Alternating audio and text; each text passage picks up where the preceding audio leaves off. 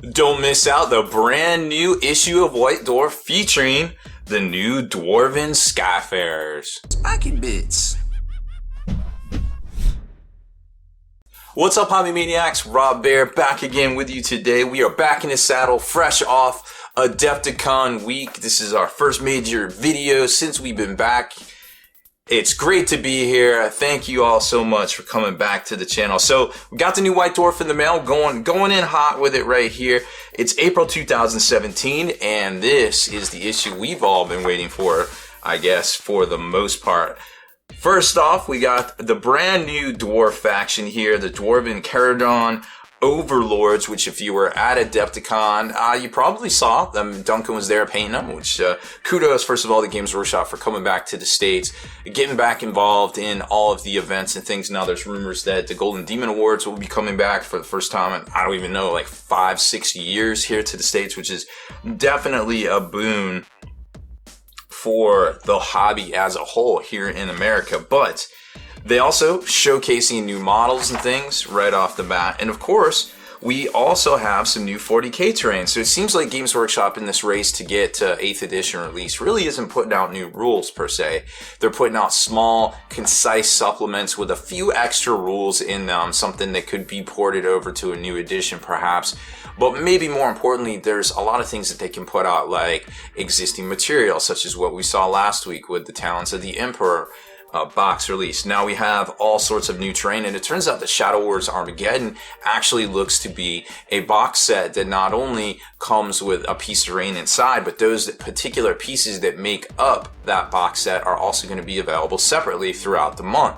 So it's basically just like Games Workshop has come up with a whole bunch of material to release all at once just off of one box set. So one unique terrain box set has been broken down into 3 different kits, it looks like, and those will be released as we go. So the big features for the White Dwarf, of course, is the Kharadron Overlords themselves. They have a nifty game setting here. It's called a Destined Duel, which is where you can, excuse me, it's not that one. A grudge set. Nope, that wasn't it either. Well, anyways, there is a feature in here, and we're probably not going to show it because honestly it's kind of boring, but I kind of enjoyed reading it, where you can duel 2 different characters against each other using a deck of 52 cards, a playing card, so to speak. I really enjoyed that. Now there is the new Dwarf features in here, of course. There is this ginormous Farah Giant Alphas, the tallest battlefield they've ever fought on at the White Dwarf Studio, and indeed they were standing on chairs, which was pretty neat to see. We got a battle report featuring the Kharadron Overlords, and as you can see, there is a lot in here. We got a paint splatter, Grudge to Settle, Designer's Notes, Overlords themselves, and Planet Warhammer, of course. Oh, here it is, the Gaming Extravaganza. There it is right there. So I think it's one of these, I forget, is it Destined Duel? I don't know which one, but check that one out. We're probably gonna skip over that in our coverage. There is some more Blanche issue in here, of course, from that fantastic Pilgrim display that we saw back in January. They're kind of breaking it down and drip content, releasing it out to us over a couple of different magazines, which is really great to see. The paint splatter is good in this issue. I think it's just a good issue altogether in general because you've got all the new Sky Lords here and then all the fluff on them.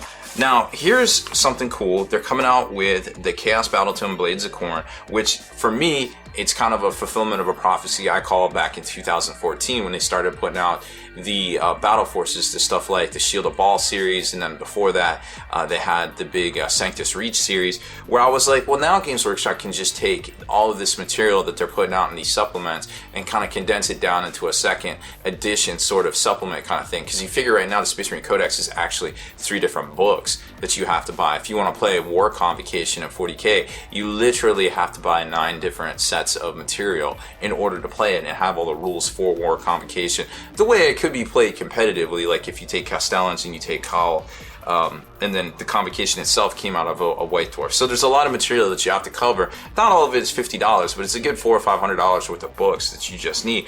So now they're doing that for Age of Sigmar, where the stuff, if you bought into Age of Sigmar originally, now it's slowly, it seems like our books are getting replaced. So first it was, of course, the Stormcast book, which completely invalidated the way they play. Actually, the LVO Championship Army was immediately validated next week by the drop of the new Stormcast book. And then here we see the Blades of Khorne, which looks to be replacing Bloodbound, I guess. I don't really know because we don't have it in our hot little hands yet, but I can tell you that I look over on my shelf And that Corn Bloodbound book's looking awfully lonely sitting on the shelf. Like, has that been replaced too? I don't want to be replaced, but turns out it might be. Then they're coming out with new War Scroll cards for both of the new releases, the Kharadron Overlords and, of course, the Blades of Khorne. Now, me personally, I'm a little disappointed in the quality of these cards. They were very small for the Sigmar release. You could barely read them. Here, it doesn't look like they're much bigger, to be quite honest, but they do have a little bit of cool overleaf graphics in the background right there. Not sure yet. Book's still out for me personally because I haven't seen these in my hands, but I can tell you right now, I don't like the size they are right off the bat. I think they should be smaller. I think they should be about that big, but they are literally like half a page in size and then half a page of blank space. So I don't know what that's about. Like I said, it's all personal preference at that point. I do like to punch out little cards though, and that's really neat to see.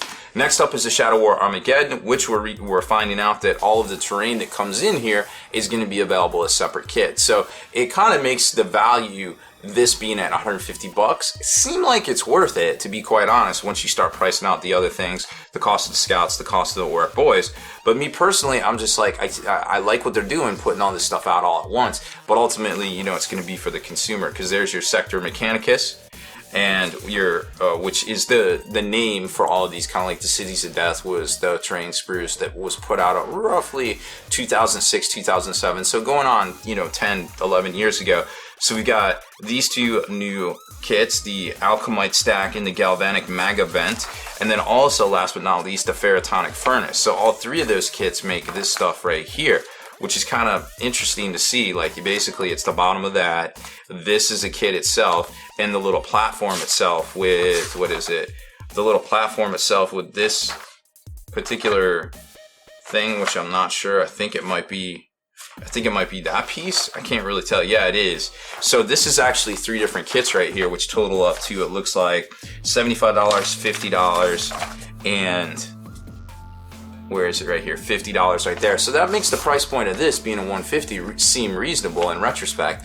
This will come out first, so I'm sure a lot of people will buy it, and these will come out following. And then we've got new building and modeling supplies in the White Dwarf as well, which is really cool. We got the Citadel Knife, the Citadel Saw, which looks to both use the same standardized X-Acto blade metallic tube, and the Citadel Tweezers, which, judging by the size of that sprue right there, look to be pretty small. $12.50, $32 for the knife, and $32 for the saw, respectively there. Now, early on, we're hearing from retailers that they messed up the SKUs on these, so a lot of stores might not be getting them in stock both at the same time because the SKU numbers were messed up, and Games Workshop wasn't able to get them out the door correctly.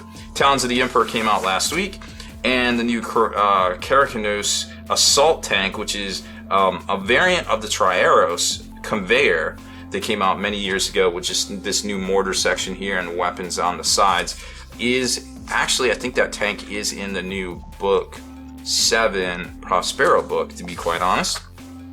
Some new Black Library releases, of course, the Master of Iron himself, the Perturabo, the Lord of the Iron Warriors will be coming out, and video game news, it looks like Dawn of War 3 is on time, on target. Now, some other features I wanted to show y'all in here, of course, is the Kharadron Overlords themselves.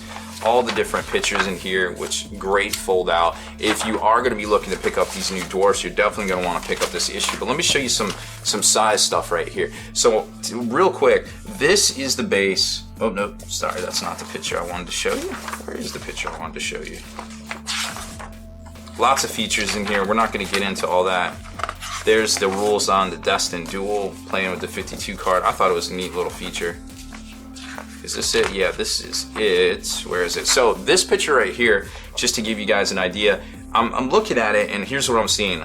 Large Cavalry base, Dread Knight base, Titan base right there. Those are the bases I'm seeing in my mind. I could be wrong, but then take a look at this. These are 32 millimeter bases here. These are 25 millimeter bases. So the dwarves, the crew themselves, are on two different size bases, which leads me to believe from this picture over here, 32, 32, 32, 32, 32, and a 25 millimeter right there. So this base right here is almost definitely a Night Titan base. This would be way too big for a Dread Knight size base. Well, actually, now that I'm looking at it, I'm kind of torn now. Let me see if I have it. Yeah, I do have a Dread Knight base, and I do have models next to it looking in the case, and it looks to be the case. That is probably most definitely a Titan size base, whereas the second smallest one This one right here is a Dread Knight base, and the smaller one is a large cavalry base. You can kind of see it better. There was a picture in here with some 50 mil stuff. It looks like these guys, the jump troops, are on 50 mils, of course. And that is all of the comparison shots it looks like we can have.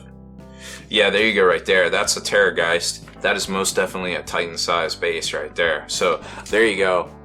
Proof positive right there on the sizing of the new miniatures. And I think that's all we're gonna see for that. Okay. So back to the features, a lot of good stuff in here. Here's the Escape from Feral Giant Alphas, which is, they stacked up all those new Mechanicus terrain sets, lots of cool stuff there. Some Shadow War Armageddon, some brand new rules and such for the Skitarii and the Chaos Cultists. New rules for fighting in Lake Town, right there for the Hobbit. And a little installment of Spike Magazine. Tale of 4 Wargamers, a great series that's been around forever. More Sector Mechanicus, like how to assemble them and how the pieces go together. And then it slides right into, it gives you some ideas for even combining them, which we've already seen with some of the existing kits out there. And then Modeling and Painting Sector section with some paint guides. And then, of course, the full-on paint splatter section on how to paint your new Kharadron Overlords themselves. Right from all of the ship stuff to some of the facing and the trim, doing glyphs, and then the armor on all the mans and everything like that. And that's pretty much the issue for the most part. There's some showcase stuff in the back, and then you get to the very end, and they're talking about the Blanchitsu section. Well, I guess we can show you the Blanchitsu section. It wasn't really big, but it is that Pilgrim. Where is it? Here it is. So it's that whole Pilgrim display that we saw back in January. So it's just another squad out of that right there. Obviously done in the venerable style of John Blanche himself. Some really cool stuff right there. Very cool to see. And that's it. It's very, very small section. But regardless, I think for the most part, if you are planning on picking up the new Dwarfs, or if you're interested in any of that new terrain, there are no rules for it in here. It may be in the box set next week. But as we know right now, well, I can probably guarantee that there'll be rules in it for next week, because we saw that with all the stuff like the Hammertrope generators and things like that. It will be coming soon. So another great issue from the Games Workshop team. Can't wait to see these new Dwarfs in the flesh, or armor, so to speak. Deleted scenes, bonus content, and all the interviews and post-game wrap-up videos can be located in the Hall of Veterans on thelongwar.net. Visit thelongwar.net today and try a week completely free with no strings attached. That's not all. Thelongwar.net is also your hobby resource for exclusive early access with an ad-free experience to all your favorite videos. Members of the Hall of Veterans gain early exclusive access to multiple hobby videos.